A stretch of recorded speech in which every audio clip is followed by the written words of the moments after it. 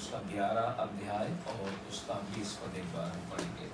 मत्ती की किताब 11 अध्याय उसका 20 पद। तब वह उन नगरों को उलाहना देने लगा। बाइबल कहती तब वह है अर्थात प्रभु यीशु मसीह उन नगरों को उलाहना देने लगा जिनमें उसने बहुत से सामर्थ्य के काम किए थे, जिनमें उसने बहुत से सामर्थ्य के काम किए थे, क्योंकि उन्होंने अपना मन नहीं फिराया था। लेकिन तो भी उन्होंने अपना मन नहीं फिराया था। यीशु मसीह बाइबल कहती उन नगरों को उलाहना देने लगा जिनमें उसने सामर्थ्य के काम किए थे, लेकिन तो भी उन्होंने मन नहीं फिराया। मेरे प्रियो, क्या आज इन्हीं नगरों के समान कहीं हम भी तो नहीं हैं?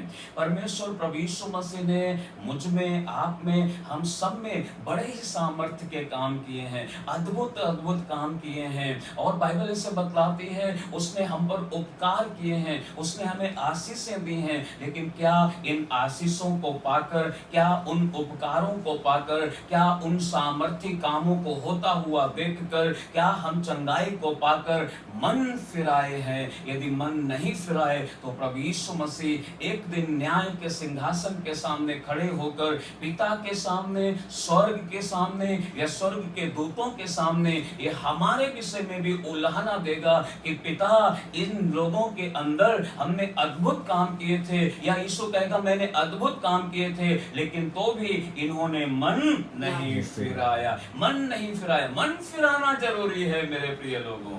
यदि मन नहीं फिराया तो निश्चय ही प्रभु यीशु मसीह एक ना एक दिन ये जरूर उलाहना देगा कि इन्होंने मन नहीं फिराया। मन फिराना जरूरी है। मन फिराना जरूरी है। यदि आप मत्ती की किताब उसका 3 अध्याय उसका पहला और दूसरा पद पढ़े तो बाइबल कहती है उन दिनों में यूहन्ना बपतिस्मा देने वाला आकर यहूदिया के जंगल में प्रचार करने लगा। उन दिनों में यूहन्ना, बाइबल कहती यहूदिया के जंगल में एक प्रचार करने लगा, मन फिराओ, मन फिराओ, क्योंकि स्वर्ग का राज्य निकट आ गया है। स्वर्ग का राज्य निकट आ गया है। मेरे प्रिय लोगों, स्वर्ग का राज्य निकट आ गया है। आज से लगभग 2025 वर्ष पूर्व यूहन्ना बपतिस्मा दाता ये प्रचार कर रहा था कि मन फिराओ क्योंकि स्वर्ग का राज्य निकट आ गया है। तो मन फिराना कितना जरूरी है मेरे प्रिय लोगों।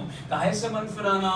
बुराइयों से मन फिराना, पापों से मन फिराना, गंदगी से मन फिराना, उन तमाम बातों से मन फिराना जो संसार में मुझे और आपको फंसा कर रखती हैं, उनसे मन फिराना। अर्थात अपने मन को नया बनाकर प्रभु यीशु मसीह की इच्छा के अनुसार उसके पीछे चलना, यही है मन फिराना। एक नया मन आ जाना, पुराना मन चला जाना, पुराने मन में जो पाप था वह निकल कर दूर हो जाना, पुराने मन में जो बुराई थी वह दूर चले जाना, एक नया मन प्रभु की ओर से आ जाना। इसी को कहते हैं मन फिराना। अब हम बुराई नहीं करते, अब हम पाप नहीं करते, अब हम गलत नहीं करते, क्योंकि परमेश्वर ने हम पर यह अनुग्रह किया है कि हम मन फिराएं, मन फिराएं। लेकिन जब यूहन्ना बपतिस्मा दे रहा था, बाइबल कहती कई शास्त्री, फरीसी, यहूदी लोग आकर यूहन्ना से बपतिस्मा लेने के लिए आगे आए, परंतु उन्होंने मन नहीं फिराया था। तब उसने कहा हे सांप और करैत के बच्चों, तुम्हें किसने चेता दिया कि तुम आने वाले दंड से भागो? मेरे प्रिय लोगों, यदि हमने मन नहीं फिराया है तो एक आने वाला दंड है जिससे हम बच नहीं पाएंगे। इसलिए मन फिराना जरूरी है। और मन जब व्यक्ति फिरा लेता है तब वह परमेश्वर की संगति में रहता है, परमेश्वर की आराधना करता है, परमेश्वर की आज्ञाएं मानता है, परमेश्वर की इच्छा के विरुद्ध नहीं चलता, क्योंकि उसने अपना मन बुराई से फिरा लिया है। वह भले संसार में तो है, लेकिन अब वह संसार का नहीं है, वह परमेश्वर प्रभु यीशु मसीह का है, क्योंकि उसने अपना मन क्या कर लिया है? फिरा लिया। तो यूहन्ना बपतिस्मा दाता ने प्रचार किया मन फिराओ क्योंकि स्वर्ग का राज्य निकट आ गया। और यही बात प्रभु यीशु मसीह ने कही। यदि हम मत्ती की किताब 4 अध्याय उसका 17 पद पढ़ें तो बाइबल कहती है उस समय से यीशु ने प्रचार करना, यीशु ने भी यही प्रचार करना और यह कहना आरंभ किया, और ये कहना शुरू किया मन फिराओ, मन फिराओ क्योंकि स्वर्ग का राज्य निकट आया स्वर्ग है। का राज्य निकट आ गया है। मेरे प्रियो, बिना मन फिराए हम स्वर्ग के राज्य में प्रवेश नहीं कर सकते। पाप में जीवन जीकर हम स्वर्ग के राज्य में प्रवेश नहीं कर सकते। सांसारिकता का जीवन जीकर हम स्वर्ग के राज्य में प्रवेश नहीं कर सकते।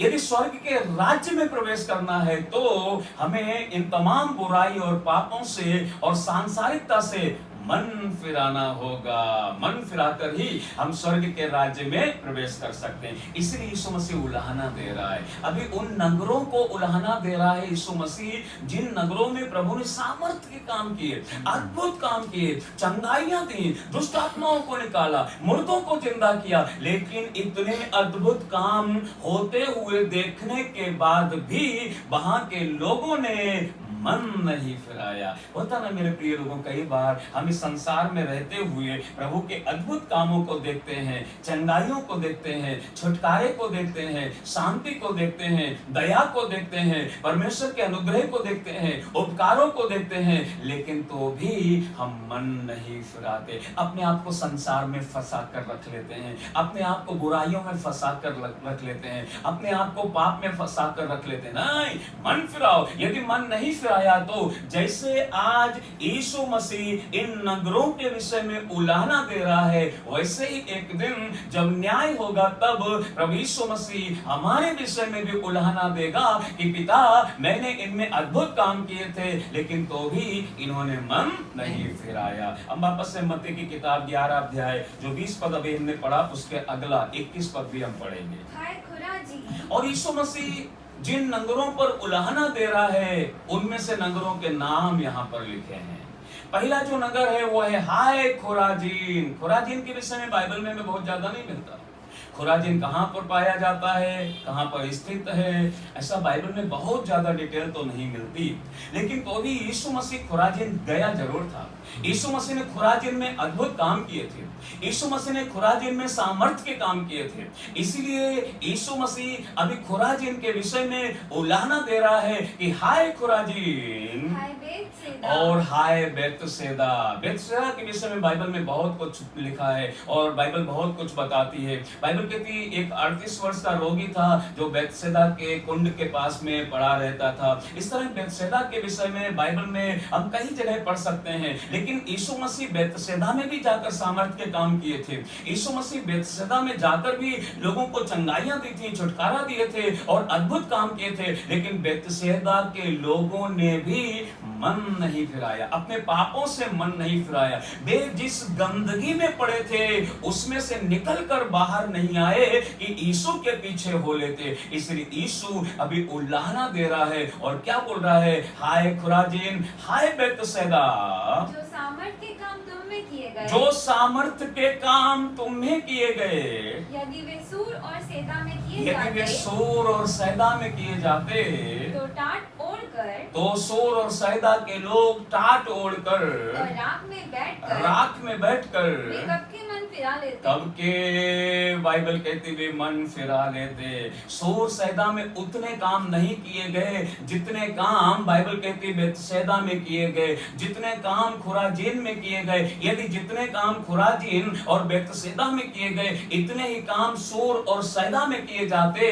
तो वे कब के मन फिरा लेते। बेटियों, कितने काम हमारे परिवारों में किए गए, कितने सामर्थ्य काम प्रभु ने हमारे जीवन में किए हैं, क्या हमने मन फिरा लिया? यदि आज भी मन नहीं फिराया तो खुदा एक दिन उल्हाना देगा और खुदा कहेगा काश इतने काम यदि अन्य जाति किसी परिवार में किए जाते तो वे कब के क्या कर लेते, मन फिरा लेते। इसलिए मन फिराना जरूरी है मेरे प्रिय लोगों। यदि मन नहीं फिराया है तो निश्चय एक दिन प्रभु यीशु मसीह ये उल्हाना मेरे और आपके विषय में भी दे सकता है, और जो मन नहीं फिराएंगे वह स्वर्ग के राज्य में प्रवेश नहीं कर पाएंगे। इसलिए मन फिराना जरूरी है। तो यीशु मसीह बोल रहे हैं मेरे प्रिय लोगों, यदि ऐसे सामर्थ्य काम, ऐसे बड़े बड़े काम यदि इस सैदा या बदसे सूर और सैदा में किए जाते तो बाइबल कहती है वे कब के क्या कर लेते, मन फिरा लेते। फिर आगे, परंतु मैं तुमसे कहता हूँ, लेकिन ईश्वर ने कहा मैं तुमसे कहता हूँ न्याय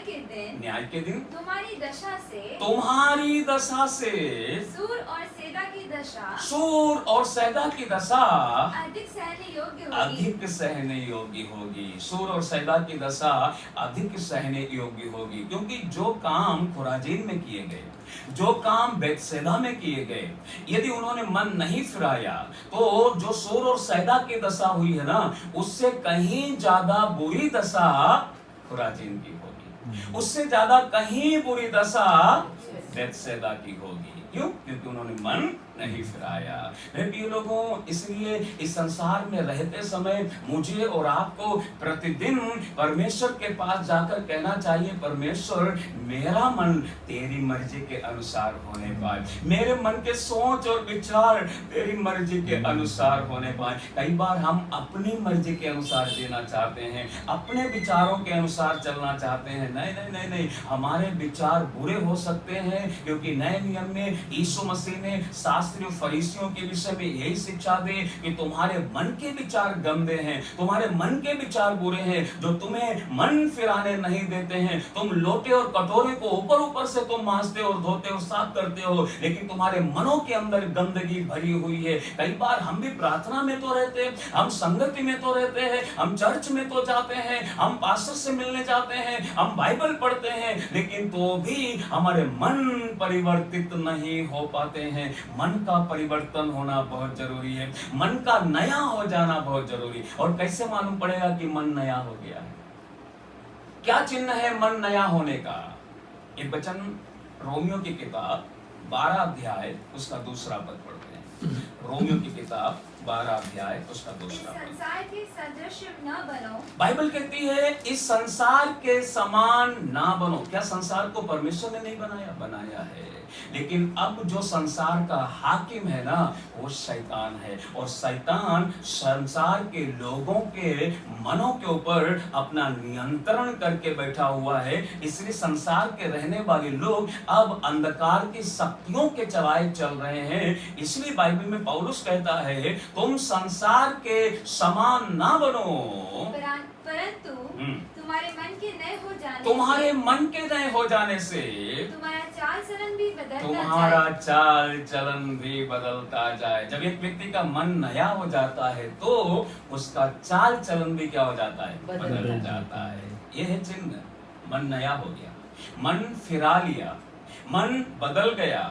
जिसका मन नया हो जाता है, मन फिरा लेता है, मन बदल जाता है, उसका चाल चलन भी बदल जाता है। पहले वो संसार में चलता था, परंतु अब वह प्रभु के साथ चलता है। जैसे हनोक भी बाइबल कहते 300 वर्षों तक खुदा के साथ साथ चलता रहा, उसके बाद वह उठा लिया गया। मेरे प्रिय लोगों, हम भले संसार में क्यों ना हैं, लेकिन तो भी हम यीशु की इच्छा के अनुसार चलते हैं। अब हम संसार में हैं, लेकिन हम संसार के अनुसार नहीं चलते। क्यों? क्योंकि हमारा मन नया हो गया, और मन नया हो जाने से चाल चलन बदल जाता है। यदि एक व्यक्ति का चाल चलन नहीं बदला तो इसका मतलब उसका मन नया नहीं होगा, उसने मन नहीं फिराया है।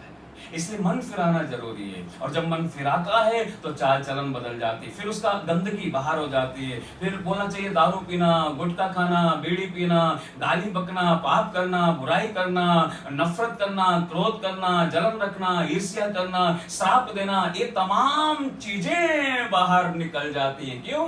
क्योंकि अब परमेश्वर ने हमें नया मन दे दिया है। हम वापस से मत्ती की किताब में आ जाते हैं और उसका 22 पद से पढ़ते हैं। 22 पद से पढ़ते हैं। परंतु मैं तुमसे कहता हूँ, यीशु ने कहा मैं तुमसे कहता हूँ कि न्याय के दिन तुम्हारी तुम्हारी दशा से सूर और सैदा की दशा अधिक अधिक सहने योग्य होगी। ये कफरनहूम। और तीसरा जो वो उलाहना दे रहा है वो कफरनहूम के विषय में दे रहा है। यीशु कह रहा है हे कफरनहूम, क्या तू स्वर्ग तक ऊंचा किया क्या जाएगा? तू स्वर्ग तक जाएगा, या स्वर्ग में जाएगा, या स्वर्ग तक ऊंचा किया जाएगा? आज खुदा मुझसे और आपसे भी कह सकता है, क्या तू स्वर्ग जाएगा? क्या तू स्वर्ग जाएगी? प्रभु बोल सकता है मुझसे आपसे, वो कफरनहूम से बोल रहा है, क्या तू स्वर्ग तक ऊंचा किया जाएगा? क्या तू स्वर्ग तक जाएगा? आपको मालूम है कफरनहूम क्या जगह है? कफरनहूम यीशु मसीह का मुख्यालय ऐसे बोलना चाहिए।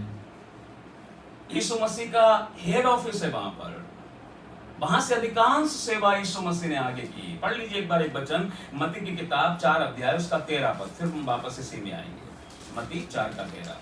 और वह नासरत को छोड़कर, यीशु नासरत को छोड़कर कफरनहूम में जो झील के किनारे जबूलून और नप्ताली के देश में है, हाँ। जाकर रहने लगा। बाइबल की